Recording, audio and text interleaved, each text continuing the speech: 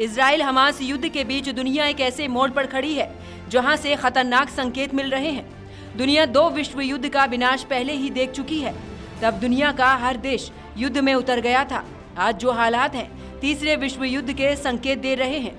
आशंका लगातार बढ़ रही है कि कहीं फिर से पूरी दुनिया युद्ध में न उलझ जाए, क्योंकि आज दुनिया के 3 अलग अलग क्षेत्रों में युद्ध जारी है। इजराइल, फिलिस्तीन, रूस, यूक्रेन, अजरबैजान, आर्मेनिया, सीरिया में जारी गृह युद्ध, और एक तरफ छोटे छोटे युद्ध में महाशक्तियों की एंट्री होने लगी है।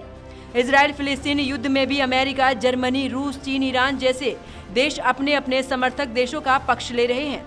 तो वहीं दुनिया के कई देश आर्थिक मंदी से गुजर रहे हैं। एक्सपर्ट मानते हैं कि आर्थिक मंदी अक्सर युद्ध का कारण बनती है।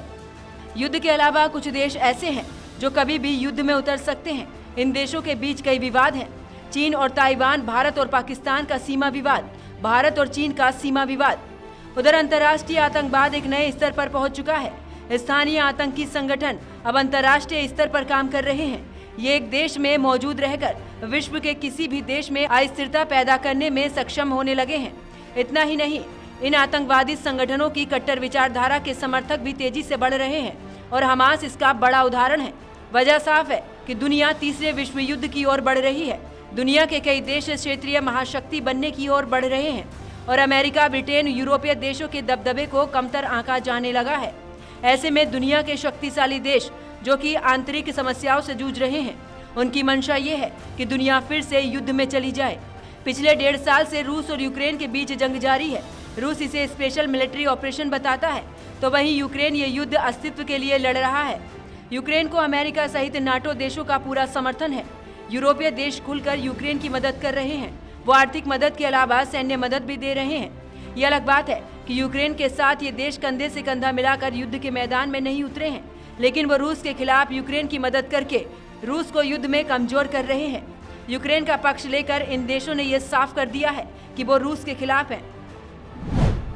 उधर अजरबैजान और आर्मीनिया के बीच पिछले 5 सालों के अंदर 3 बार युद्ध हो चुका है। कोरोना महामारी के दौरान भिड़े इन दोनों देशों के बीच ये जंग करीब 6 हफ्ते चली, जिसमें करीब 2000 लोगों ने जान गंवाई। तो वहीं दूसरी बार इन दोनों के 2022 में हुआ युद्ध करीब 1 हफ्ते तक चला। इस युद्ध में भी कई देशों ने अपने अपने पक्ष चुन लिए थे, जिसमें अजरबैजान के पक्ष में इजराइल और पाकिस्तान, टर्की जैसे देश खड़े थे। वहीं आर्मेनिया की तरफ रूस था। रूस ने तो आर्मेनिया में अपने मिलिट्री बेस भी बनाए हुए हैं। ताज़ा हालात ये हैं कि एक बार फिर से अजरबैजान और आर्मेनिया के बीच युद्ध के हालात बनते दिख रहे हैं। यानी दुनिया में हलचल बढ़ी है और यही वो संकेत है जो दुनिया को फिर से विश्व युद्ध की ओर धकेलते दिख रहे हैं। Special report AMB network.